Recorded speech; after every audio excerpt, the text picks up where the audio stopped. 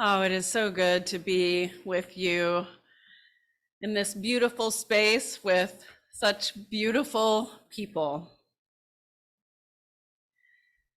Part of a value that we carry with us with the Unitarian Universalist Prison Ministry of Illinois, of which I'm privileged to serve as the director and minister, is a value that has been taught and shared in Unitarian Universalist theology for a very long time, one that has been highlighted by the Reverend Marcia Curtis for so long, which is that no one is disposable, that we all have inherent worth and dignity, and also understand ourselves as being connected together in an interdependent web of life. And that my liberation is bound up in your liberation and your liberation and your liberation. As Reverend Marcia has reminded us, we live in a throwaway society where it feels sometimes like our worth and our identity is more wrapped up in what we consume and buy or produce, and not about this beauty and light and nurturing darkness that's in each and every single one of us. And that we're working towards a more wholesome and loving vision of the world, the repair of the world, as Jewish scholars for ages have called tikkun olam, one in which we are in this co-collaborative process of working with the spirit of life and love in the work and repair of this world.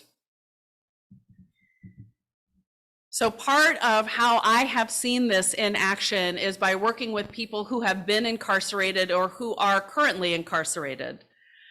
And so I'm hoping to show a quick picture of one of the activists that we continue to work with who's been a consultant with us. Her name's Monica. If we could just show her picture quickly.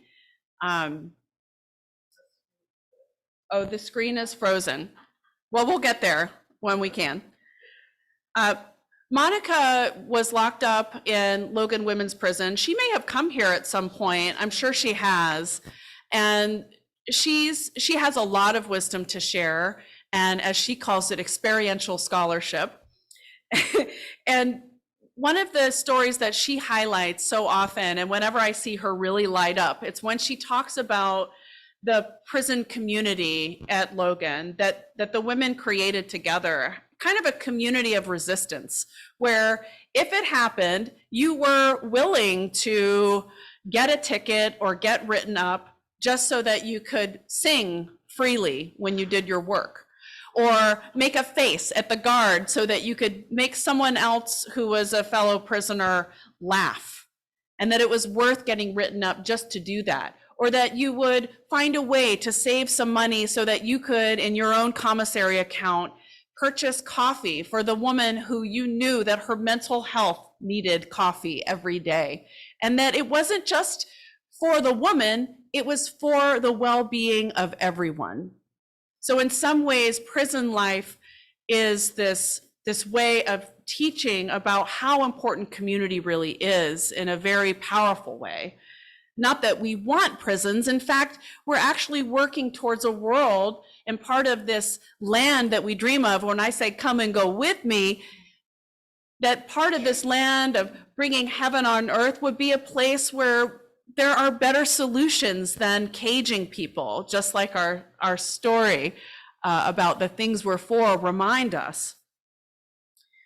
And that there are people who remind us that when we talk about abolition or the removal of police or prisons from this culture, policing from this culture is not about tearing everything down, but actually it's about having a sense of presence and all of people's needs in our communities being met. And that in fact, when people's needs are met, basic needs like housing, mental health care, medical health care, I think you could name more, access to healthy food. What are some other things? Education, all the things that we're for, right? When these basic needs can be met, that's the building up of what Ruth Wilson Gilmore, who's an abolitionist geographer and professor, talks about, that it's actually abolition is about the presence of life-giving institutions. And that we in congregations are part of that presence, that we can be a part of that presence. One thing that Monica teaches, and I don't think that we'll probably, if we do get things online, we can show a picture of Monica, and if not, it is not a big deal. I'm so grateful for all the ways that we can be flexible as people of faith and grace. So one of the things that Monica teaches is that one of the things that she wants to bring to people outside is this idea that we refuse to abandon one another, that we have the opportunity to show up for one another as organized presence. Ruth Wilson Gilmore, the geographer to whom I referred, often talks about the organized abandonment of the state, that there are ways in which, like when people get out from prison, they have nothing, right? And it is shockingly awful. And so what is it like to have a sense of organized presence around that, not just in congregations, but joining with other communities, and then also building up these institutions that are ready to receive people? The Illinois Alliance for Reentry and Justice created guidelines for reentry. And one of the things that they hope for us is that if there is a judge who is sentencing someone to prison, that part of the sentencing also includes their plan for reentry. It creates more accountability for prisons, because as Lonnie tells us, that prisons are really there to isolate, confine, and torture and punish. They are not there to correct. If someone has come out of prison a better person, it is in spite of prison, not because of prison.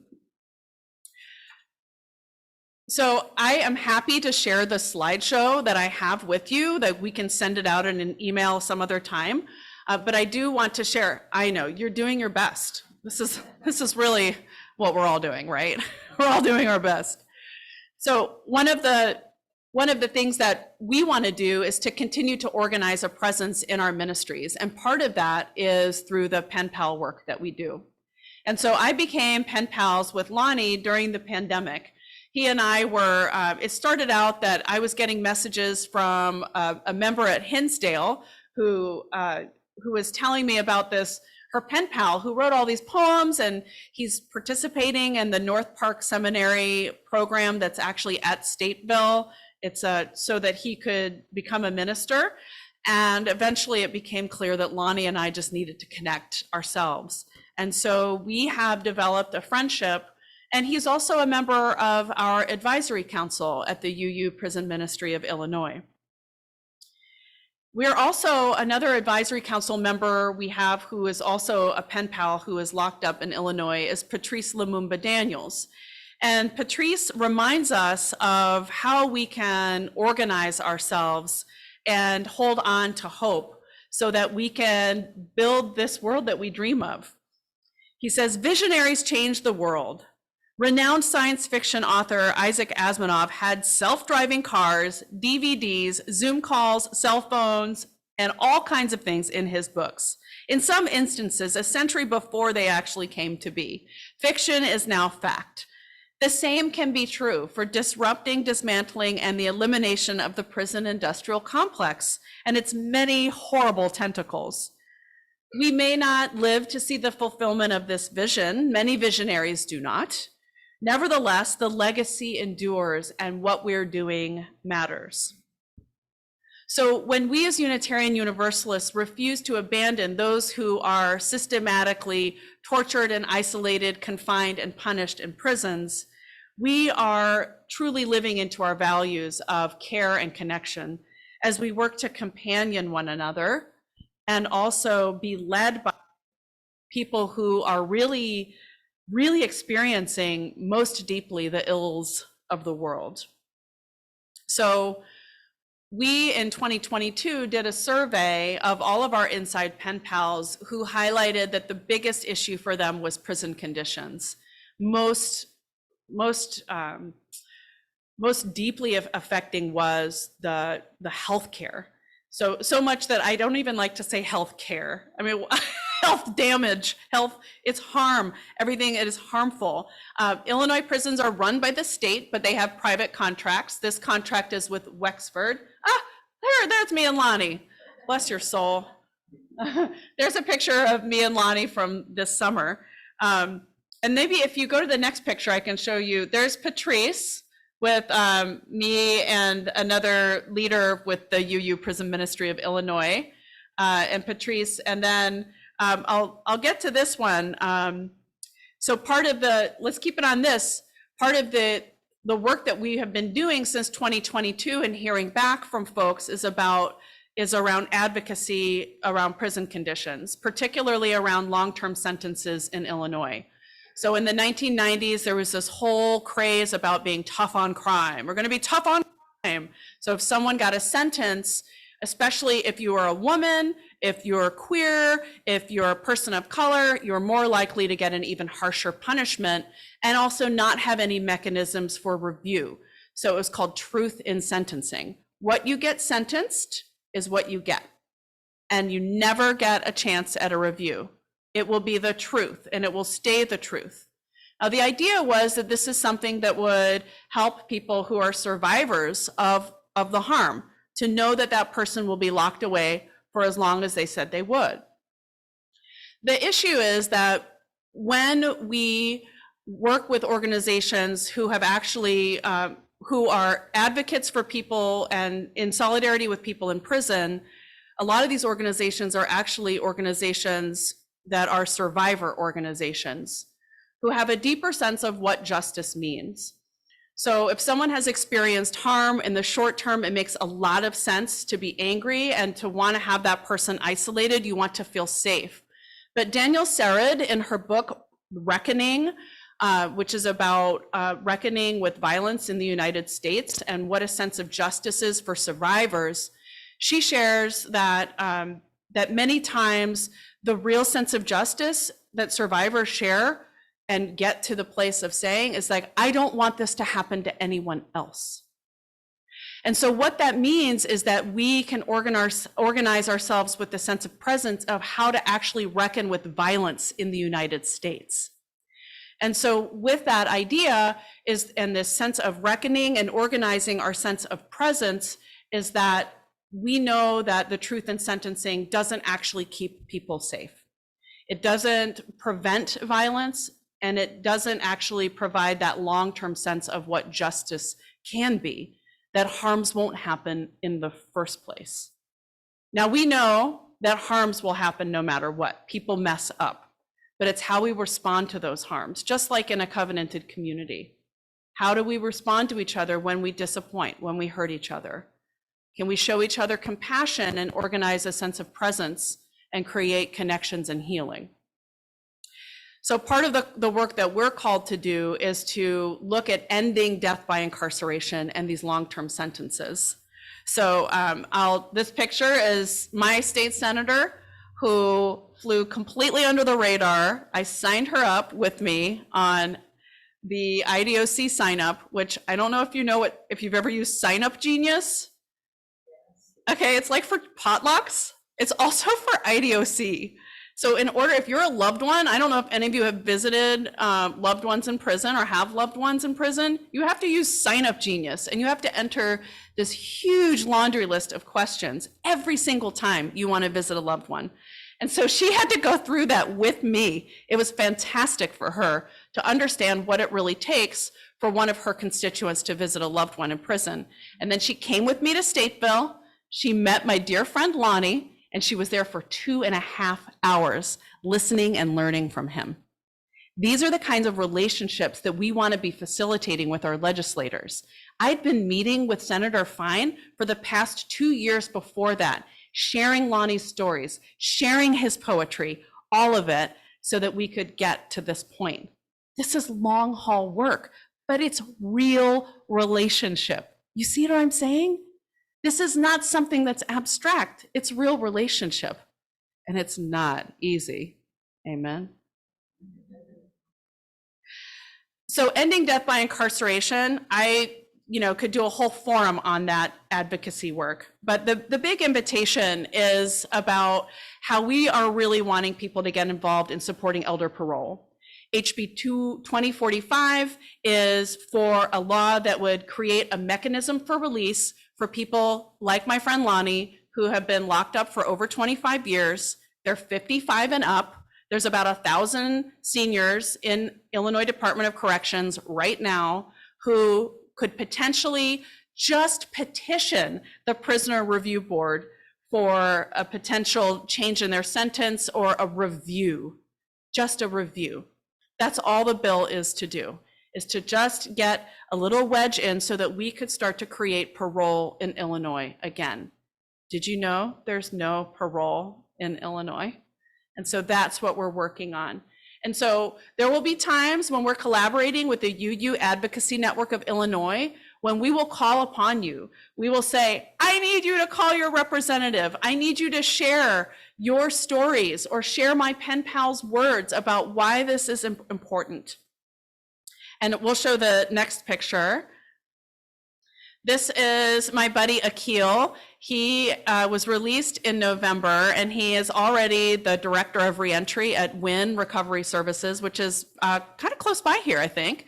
And here he is at Second Unitarian Church preaching with me. And he's really bummed, but he's actually at Second Unitarian today because he's Muslim, he's an imam. He became an imam in prison, and he's going to be sharing about Ramadan during this right now as we speak.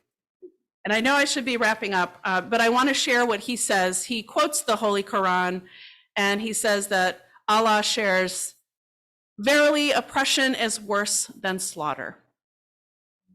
The real death by incarceration is not the pine box, but the suppression of all that it means to be human." So think about when we were singing that song, How Could Anyone? Think about who you were calling up. Was it for yourself? Was it for someone around you? I love my work because I get to believe in that light and beauty in everyone, even when it's really messy and hard. And that we can organize ourselves into a sense of presence for each other, to show up for each other as spiritual companions and friends, aligned in a vision of a world that we will continually be repairing, like a spider in the web, going this way, and then something is rent and ripped over here, and then we go over and repair, and that's part of the journey. But along the way, we see each other in this journey, where things aren't perfect, but where there's a constant state of progress. Now, my friend Patrice designed this service, and he made sure that we're going to be singing the closing hymn that we'll join in together today. And one of the things that he is very clear about is how important it is that people know the humanity of folks who are locked up. And that in congregational life in particular, how could anyone ever say that you're not beautiful, dear Beverly congregation? You honor transitions, you make spiritual friends, you hold up mirrors to each other to show each other your humanity, your beauty, your hope, your potential. It's in congregational life where somebody recognized something in me that I didn't even know was there, which was being a minister. So that this is a place where you can lean when you feel weary, where you can call on people when you need a hand. This can be just an oasis of fortitude for this journey in trying to repair the world one little weaving of the web at a time. I mean, isn't it good to know that there's a place like this here? Yeah. And that it's not perfect, it's messy, filled with precious, fallible lives, and that this is a community of learning and growing, and that it's more than the sum of its parts. You become even more because it's your organized presence that can help with the repair of the world, a world of salam, a vision of heaven in the making through community and through solidarity. So here at the UU Prison Ministry of Illinois, we are inviting you to expand the community with thanks to all the people who have worked so hard in all these different processes. The thanks for working on the Solidarity Circle and how difficult a journey that was, and yet a learning opportunity. And just thanks for Marcia Curtis for this organization and her founding it and her persistence of how we can continue to show up as Unitarian Universalists with our theology that reminds that no one is outside the circle of love, that no one is disposable, and bringing that to Logan Women's Prison with the circles that are starting up soon. Again, post-pandemic, yes! At Cook County Jail on the men's side and the women's side. People being able to share their stories and transform themselves, holding up a mirror so that everyone can see the beauty that they hold. So I just have the privilege of holding up the mirror to you so that you can see your beauty. And even as my work is to visibilize those who are locked up, we all can hold up, as my dear friend Lonnie reminds us, hold up that mirror and showing reflections of a mirrored life, human to human and heart to heart. May it be so. Amen.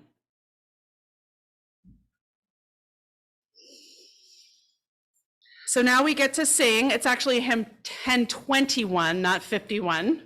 Lean on Me.